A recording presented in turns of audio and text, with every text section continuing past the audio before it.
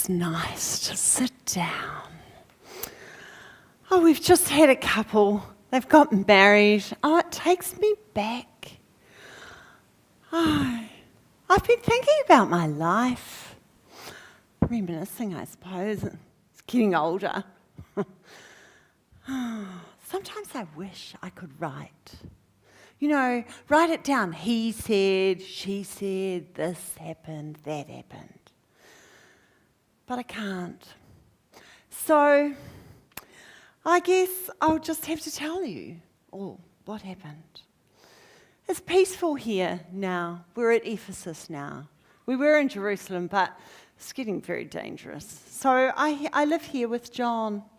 He calls himself the beloved disciple. He's been telling me about the scroll that he's writing.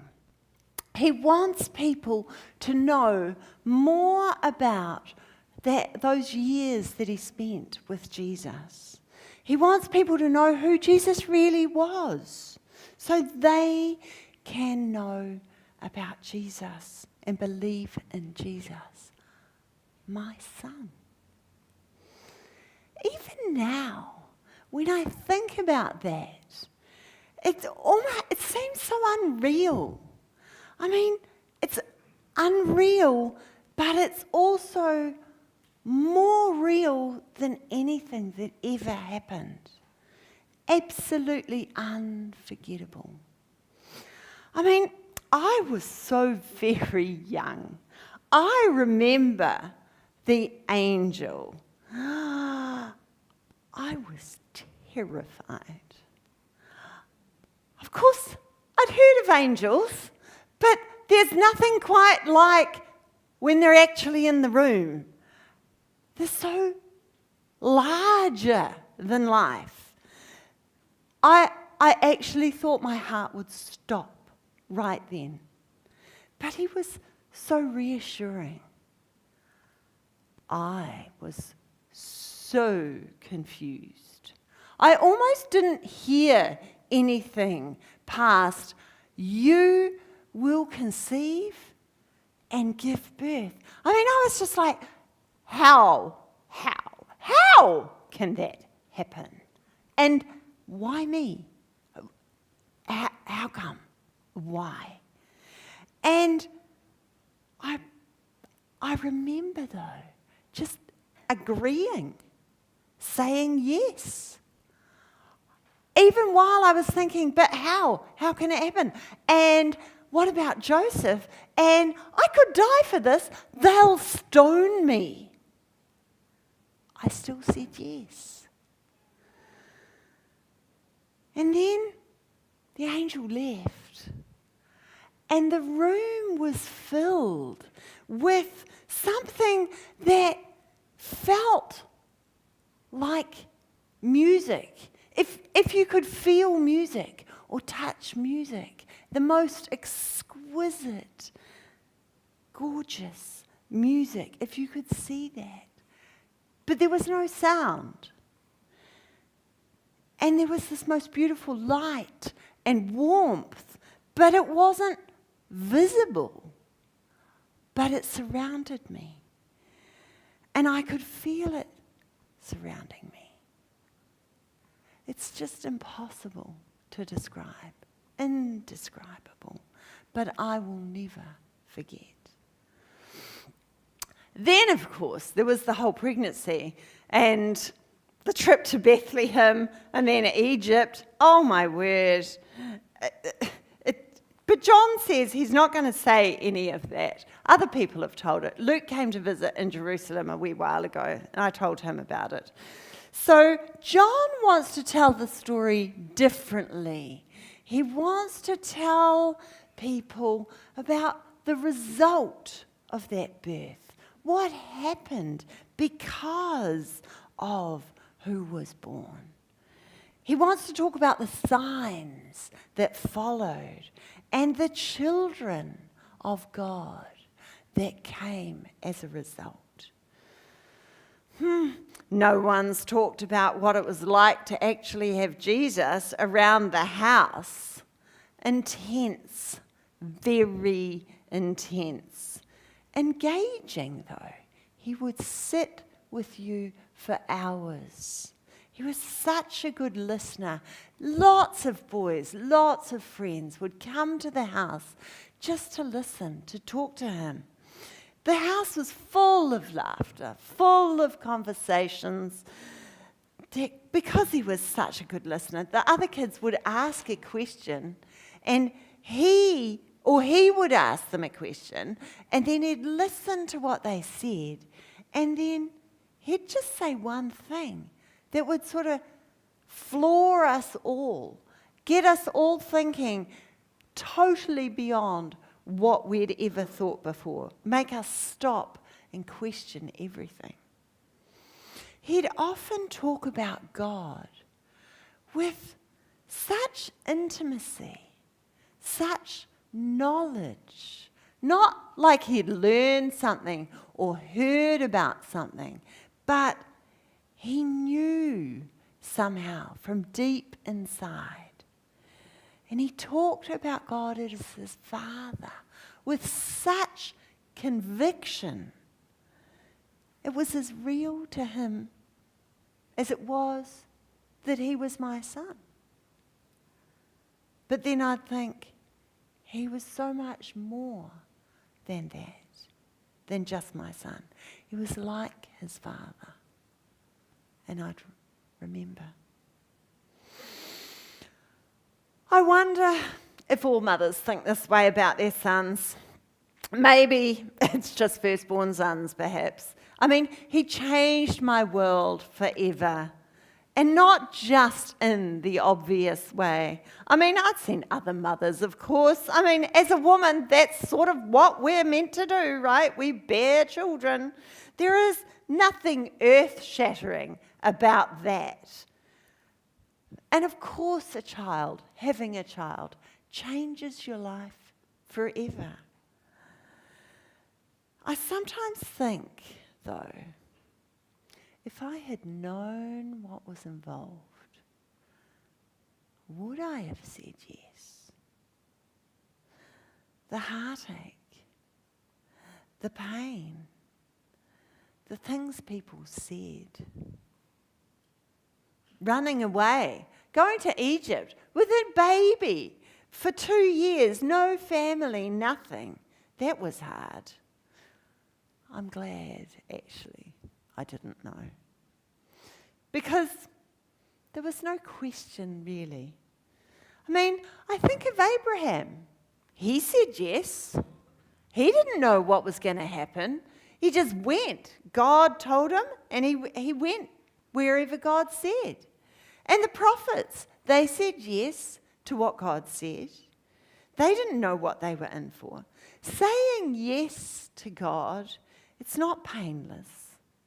It's certainly not certain. And it's very challenging.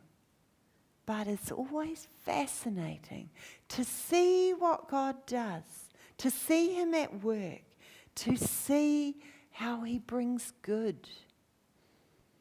I think one of the first times I really saw this in action was in Cana, at that wedding. It was such a beautiful celebration. I can't remember exactly who was getting married now. It must have been one of the cousins, because I was involved and was helping, doing the decorations, food, etc. We were all invited, but Jesus had left home by then. And he'd been travelling round a bit. He'd gone to see his cousin, John. He was baptising down by the Jordan. And I heard that Jesus had got baptised, actually, and then gone away, disappeared, gone AWOL for a few weeks. So I was a little bit uncertain if he would actually make it to the wedding. I was a bit worried, because he really could be a bit absent at times. Like, he'd just go into his own world somewhere and get lost. Like that time we lost him at the temple in Jerusalem. I mean, it was a bit touch and go. So anyway, the rest of us, we travelled up the hill from Capernaum. We went up to Cana. It's this beautiful village. Looks out over the whole valley. It was gorgeous, really. And the wedding would take about 6 days. That was the normal time. So Jesus arrived. He did arrive with a bunch of new friends. I hadn't seen them before. Oh my word. They were a good bunch, but very, very interesting. I'll never forget Nathaniel. Oh, he was a straight talker. I mean, I think you'd say no filters. He just said the first thing that came into his head. Peter was a bit like that too. And most of them were related to each other, friends of friends or something. I don't know how he found them. I don't know what his criteria was for picking them. But they were somewhere around Bethsaida, not far from us. So they all came along to this wedding, which was fine. There was enough. We were expecting them. But then halfway through, the wine ran out. I mean, that was actually a bit of a disaster, more than a disaster, because if the wine runs out, that's the bridegroom's responsibility, and we were part of the bridegroom's family. So if the wine ran out, the bride's family, not only was it inconvenient, we couldn't just go and buy more wine somewhere or drink something else. I mean, you can't always drink the water here.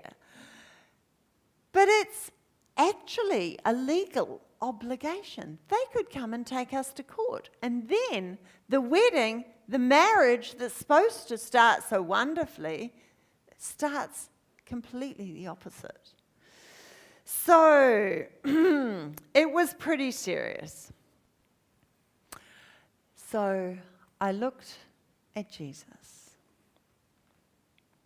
I hadn't seen him for months.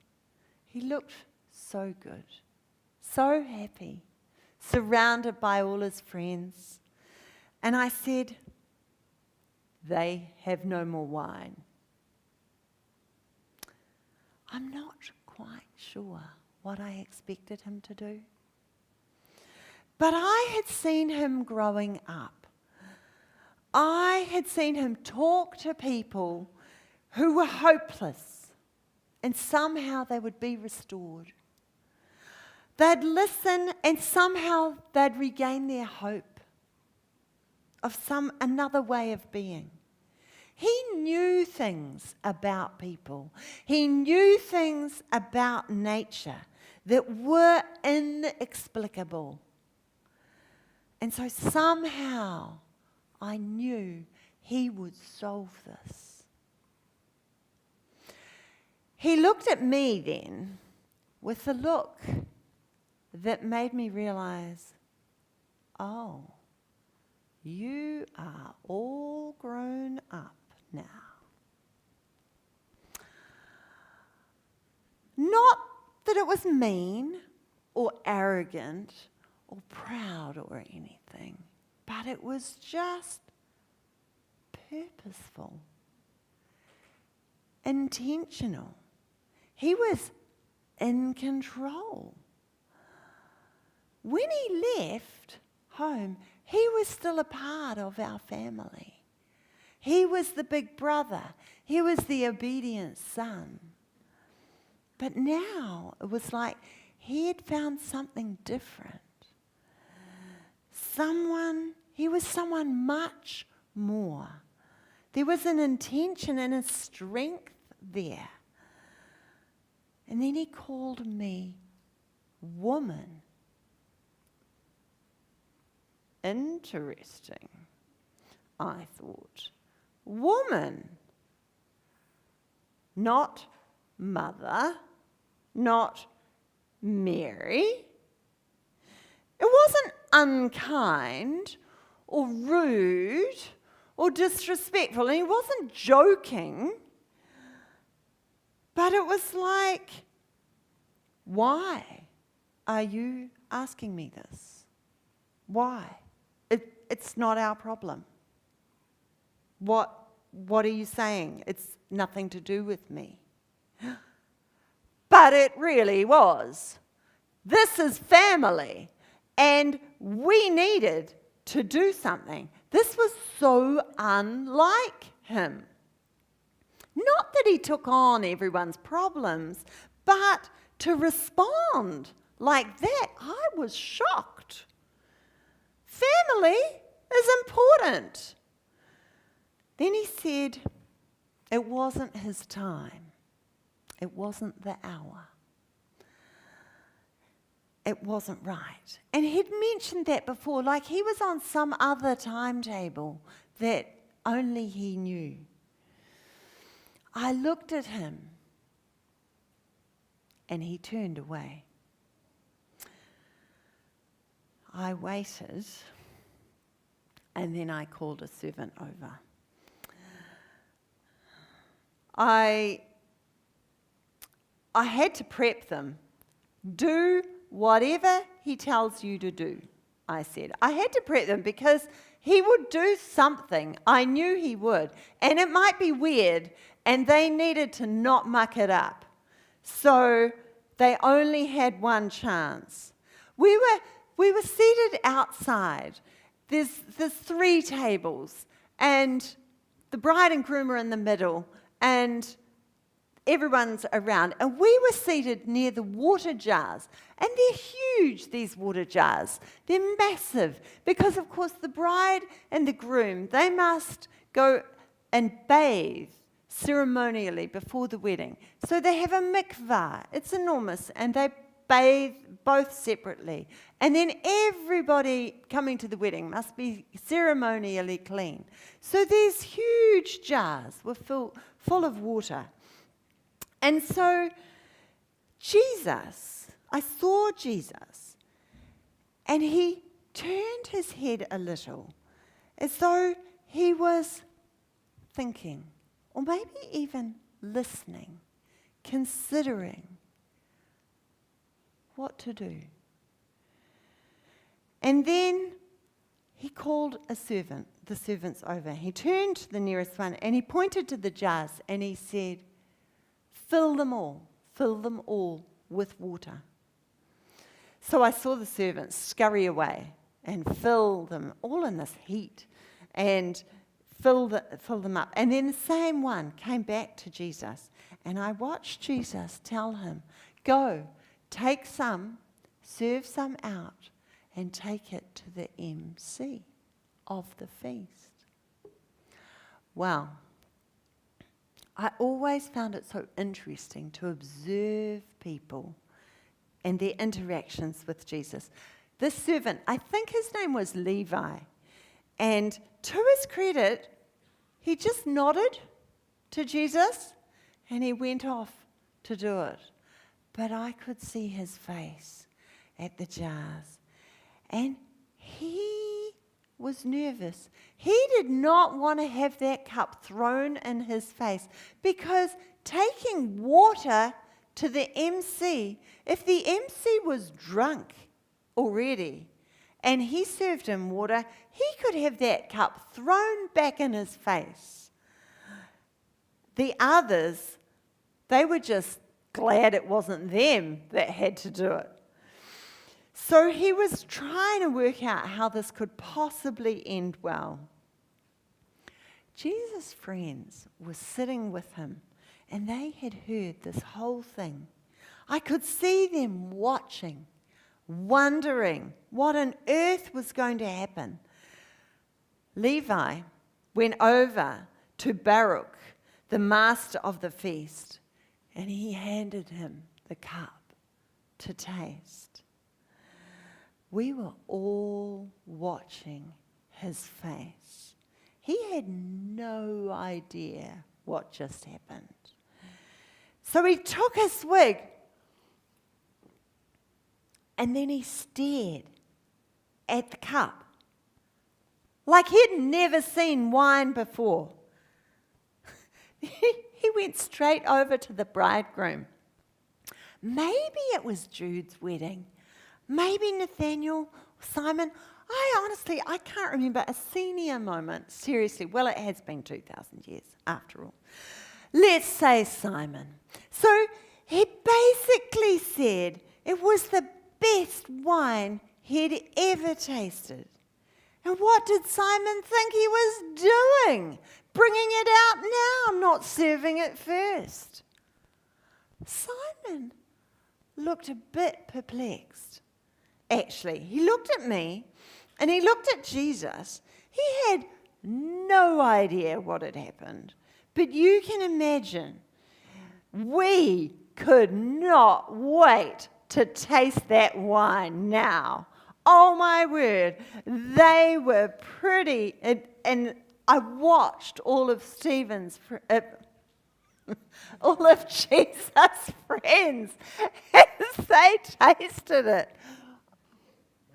It was out of this world. They were impressed, would be an understatement. The wine was out of this world. I could see them thinking, did he just do that? What did he just do? What was that about? What just happened?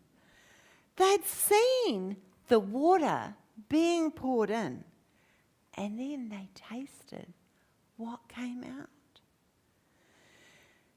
out. It made me think back to when the angel visited, when Jesus was conceived. Because when something extraordinary happens like that you can't see, you can't touch, you can't explain it, but then you can touch it. You're drinking it, or you're holding the baby. The goodness becomes a physical thing. Someone is now walking that couldn't. Someone is seeing who couldn't ever see before. And that's what it was like to be with Jesus. The things he did showed who he was. John calls them signs, and they are signs that God was with us, walking with us. Using that water was no accident. There was no more ceremonial washing at that wedding. Instead, there was wine lavishly given, so generous, so kindly given,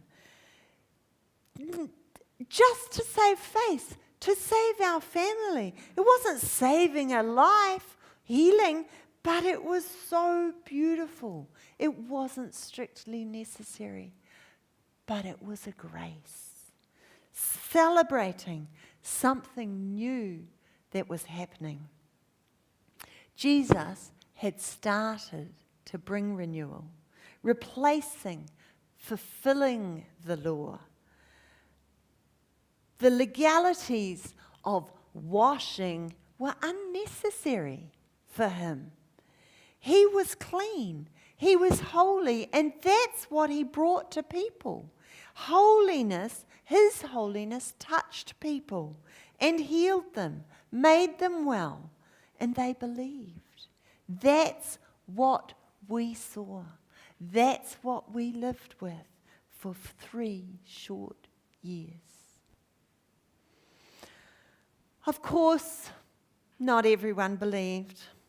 Not everyone could cope with the law, the disruption to the law. He was far too threatening for the establishment. So they got rid of him, killed him. That was the other time he called me woman, when he was dying there on the cross and he saw us watching. It is the most excruciating loss to watch your son die. I was thinking, hoping, there will be something. There must be another miracle. Surely this nightmare will not end this way. And when he said woman to me like that, to me and John, I was reminded of the wedding and the wine. Such happy times, hopeful times with laughter. The wine flowing, the dancing, the laughter, knowing that this was way bigger than just our family, that this was the start of something new. But then I looked up at the cross, and instead of wine, all I could see was blood on his face and hands and feet. And then he saw us, and it was like a reversal. The hour, his hour, was not at the wedding, but that was the end of our family as we'd known it, as it had been. But he made the wine anyway, and people began to believe. But now, at the cross, this was the time he had talked about. This was the hour. Had it arrived? And yet he thought of our family. Or was he really thinking of the much bigger family that he knew was coming, that we have now? Sons and daughters, children of God. I'd always thought of the disciples like sons, like my sons, from another mother, particularly John. And here he was, still here. It seemed appropriate, really. Jesus knew we would need each other for what was coming. It's interesting, when I think about John, and I think about my son from another mother, and then I think about Jesus, my son from another father. Incomprehensible, really. I sometimes wonder what might have happened if he hadn't died. If he was alive now, taking care of me instead of John, like it's supposed to be. And I realize I have no regrets. Not one. I can't. There are none. Even though it was excruciating at the time. Imagine if he hadn't died, hadn't come back to life. Because the resurrection, it was so unexpected, but it changed everything. It transformed everything. We all saw him. We talked to him. And now we all have the Holy Spirit. It's not just me that got to experience that and have that experience. People say that I'm someone special, that I did something special, that I'm somehow better or more worthy or holy than everybody else. But I am not special. I am an ordinary woman who simply said yes to God when he asked. We can all say yes. It's not easy. And we don't know what will happen. But saying yes to God will change everything.